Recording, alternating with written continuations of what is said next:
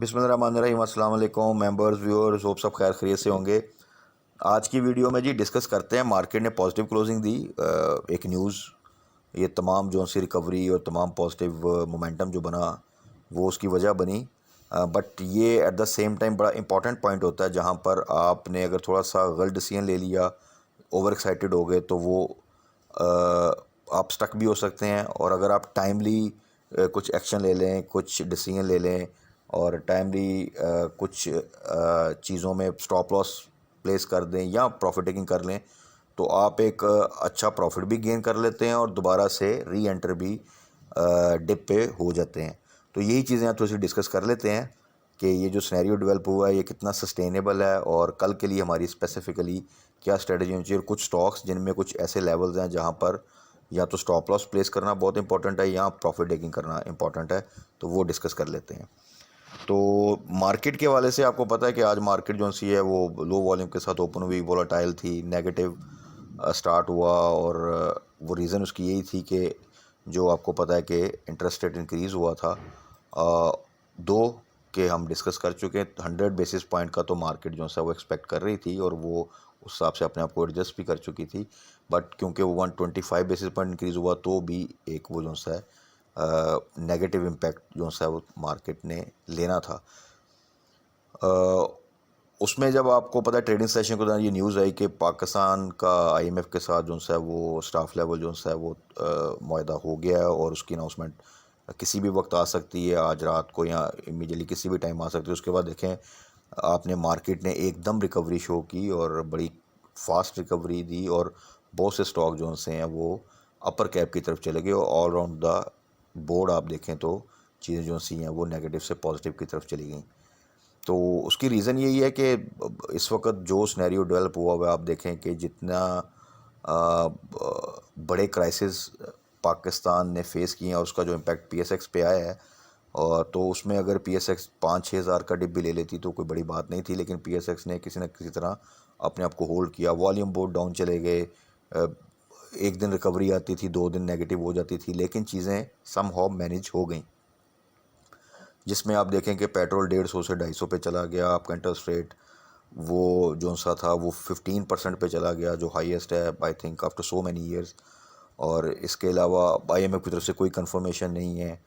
और आपका जो इंपोर्ट बिल है, क्रूड प्राइसेस जो सी है, क्रूड ऑयल की प्राइसेस वो भी देखें हाई साइड पे थी। और तमाम चीज़ें, फिर सुपर टैक्स का एक जो अनाउंसमेंट आई जिसकी वजह से आपकी जितनी भी कॉर्पोरेट सेक्टर है, जो मेजर इंडस्ट्रीज़ हैं वो हिट होती हैं और डेफिनेटली वो तमाम पीएसएक्स पे ट्रेड करती हैं और मेजर सेक्टर्स हैं।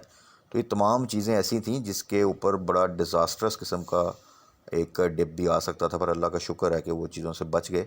तो जैसे थोड़ी सी अच्छी न्यूज़ आई तो मार्केट ने फ़ौरन जो है रेक्ट किया। अब इस वक्त क्या सिचुएशन है कि देखें, अगर तो आज रात को इसकी प्रॉपर अनाउंसमेंट के साथ और प्रॉपर ये पता चलता है कि अब इसकी इस डेट को साइन होकर हमें इंस्टॉलमेंट मिल जाएगी, तो देन तो वो चीज़ें थोड़ा सा मार्केट अपने आप को एडजस्ट करती हुई एक मोमेंटम जो सा है वो पकड़ेगी।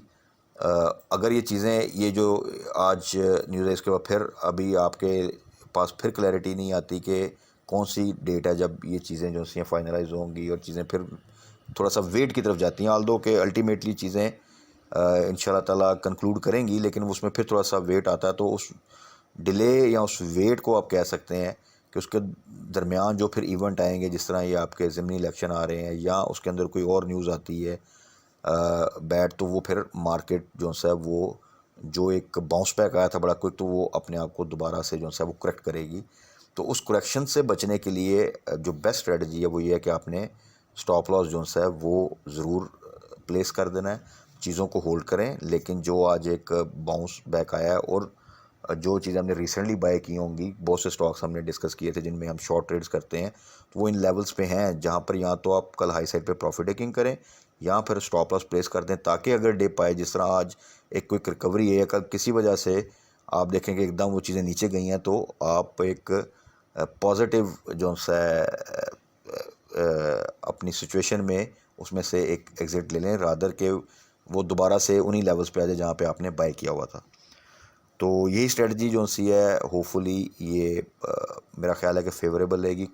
कुछ स्टॉक्स जो हमने थोड़े से मीडियम टर्म के लिए टारगेट किए हैं जून क्लोजिंग के लिए, वहाँ पर यह है कि आप प्रॉफिट टेकिंग ना करें लेकिन स्टॉप लॉस ज़रूर प्लेस कर दें। तो और उसके साथ आप फिर होल्ड करें तो इंशाल्लाह ताला ये आपको आने वाले दिनों में एक अच्छा फ़ायदा होगा। तो अब देख लेते हैं जॉन साहब कुछ स्टॉक्स, ख़ास तौर पे मिचेल्स को सबसे पहले डिस्कस कर लेते हैं। मिचेल्स, अल्लाह का शुक्र है, अल्लाह ताला के फजल से हर क्वार्टर में कोई ना कोई ऐसा स्टॉक हम मिल जाता है हमें जो कि हमें बहुत अच्छा गेन दे के चला जाता है। ये कुछ अर्सा पहले स्मिथ बैंक में भी हमने एक गेन की थी। इसी तरह अगर आप देखें तो एक टाइम पे ट्रिपल जीएल 14 से 30 तक गया था, तब हमने एंट्री थी। ट्रीट था जो कि एक दफ़ा डिप आया था लास्ट ईयर, उसके बाद वो 50 तक गया था। तो ऐसे बहुत से स्टॉक्स हैं टाइम टू टाइम जिनमें हमने अच्छे लेवल पे एंट्रियाँ ली हैं और फिर अच्छा जो सा हमने गेन किया। तो Mitchells is one of them again के इसमें जो सा हमने 72 के पास टारगेट किया था और दोबारा जब ये 80 से नीचे था तब दोबारा इसकी बाय कॉल दी थी और माशाल्लाह देखें आप तो ये इस वक्त जो है वो 110 से ऊपर ट्रेड कर रहा है। तो मिचेल्स को अगेन मैंने अपनी कल की वीडियो में भी यही कहा था कि इसको टारगेट किया हुआ है कि हम इंशाल्लाह ताला ये 150 भी जो है वो क्रॉस कर सकता है। बट उसमें अब बेहतरीन स्ट्रेटजी ये है कि आप इसका स्टॉप लॉस जो है वो प्लेस कर लें। तो जो इसकी कल ओपनिंग प्राइस होगी वहाँ से आप जो है 8% नीचे पे आप इसका स्टॉप लॉस रखें और उसके बाद इसको आप होल्डिंग कर लें। तो मेरा ख्याल है कि अगर खुदा न खास्ता किसी वजह से ये नीचे भी आता है तो आप जो है उसमें एक अच्छा प्रॉफिट गेन कर लेंगे और अगर फर्दर डिप लेगा तो वहाँ पे फिर हम डिस्कस कर लेंगे कि कहाँ से हमने बाय बैक करना है। उसके बाद आ जाएं ओजीडीसी देखें अगेन 83, 84, 85 ये वो रेट हैं। पिछले कुछ अर्से अगर आप देखें कि यहाँ से फिर ये वापस जो है वो डाउन साइड पे जाता है अगर मार्केट में थोड़ी सी भी वॉलेटिलिटी आए। तो ये वो रेट हैं जहाँ पे प्रॉफिट टेकिंग करना बनता है, या फिर ये है कि आप 80 का स्टॉप लॉस लगा दें और होल्ड कर लें, क्योंकि जिसके बाइंग लेवल हैं वो 76, 77, 78 हैं। तो उसमें अगर आप देखें तो तकरीबन 6-7 रुपये का गेन, या जिन्होंने अगर 78 पे भी लिया तो वो 5 रुपये का गेन आपको मिल रहा है। तो उसमें बेटर है कि अगर आपने प्रॉफिट टेकिंग नहीं करनी कल हाई साइड पे तो फिर 80 का स्टॉप लॉस लगा दें, 81 का। और बेटर तो ये है कि अगर कल ये 84, 85 का रेट मिलता है तो वहाँ पे आप प्रॉफिट टेकिंग करें। तो इस सिचुएशन में आप ये है कि एक अच्छी स्ट्रेटजी के साथ इसमें दोबारा से गेन कर लेंगे और स्टक होने के चांसेस जो से हैं वो मिनिमम होंगे। इसके बाद आ जाए जी पीआरएल अगेन अब तकरीबन 18 के आसपास आया और इसमें यही डिस्कस किया था कि 17 से नीचे बाय है। अगर आज देखें तो आपने 16.8 आई थिंक इसने टच किया और वहाँ से फिर जब ये न्यूज़ आई तो उसके बाद इसने बाउंस बैक किया। तो 17 पे इसका स्टॉप लॉस रख लें और इसको होल्ड करें और जैसे ये फिर 19 से ऊपर जाए 20 के आसपास तो वहाँ पे इसकी प्रॉफिट टेकिंग एक दफ़ा कीजिएगा। बाकी ओवरऑल अगर आप देखें तो फॉर द सेफर साइड 17 का स्टॉप लॉस ज़रूर रखें। उसके बाद टीआरजी भी आज 80 को क्रॉस किया इसने, तो इसकी भी बार बार मेंशन करते हैं कि जो एवरेज करना है या बाय करना है तो 74, 75, 76 ये बड़े बेस्ट रेट्स हैं। यहाँ से हमेशा ये बाउंस बैक करता है और जैसे ही 85 से ऊपर जाए तो वहाँ पे आपने फिर प्रॉफिट टेकिंग ज़रूर करनी है या 80 का स्टॉप लॉस रखना है। तो अभी क्योंकि थोड़ा सा 80 से ऊपर है तो मेरा ख्याल है कि इसको आप होल्ड करें और अगर किसी ने 76, 74 पे बाय किया हुआ है या एवरेज किया है तो वो 79 का स्टॉप लॉस रख के इसको होल्ड कर लें। उसके बाद ये आता है नेटसोल अगेन इसको भी हमने टारगेट किया हुआ है जून क्लोजिंग के लिए और इसका इंशाल्लाह ताला अगर अल्लाह ताला ने चाहा और चीज़ें थोड़ी सी बेहतर रहीं तो ये 130 से ऊपर की प्राइस इंशाल्लाह आपको देगा। बट इट डजेंट मीन कि आप 104, 105, 106 पे जाके इसमें एंट्री ले लें। एंट्री लेवल इसका वही था 90 के आसपास, या बेस्ट प्राइस थी 90 से नीचे। वहाँ पर आए तो आप एवरेज भी कर सकते हैं, बाय बैक भी कर सकते हैं, मज़ीद बाय कर सकते हैं।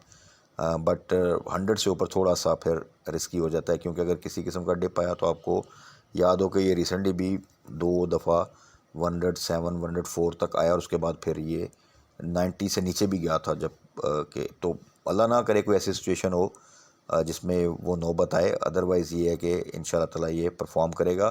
तो फॉर द सेफ़र साइड आप नेटसोल में अगर आप देखें तो कल किसी किस्म की करेक्शन से बचने के लिए तो आप 100 का स्टॉप लॉस जो है वो लगा सकते हैं और वहाँ पे अगर आप एग्ज़िट लेते हैं किसी वजह से तो जब ये फिर दोबारा 98, 97 की तरफ आए तो आप वहाँ पे दोबारा इसको बाय बैक कर सकते हैं।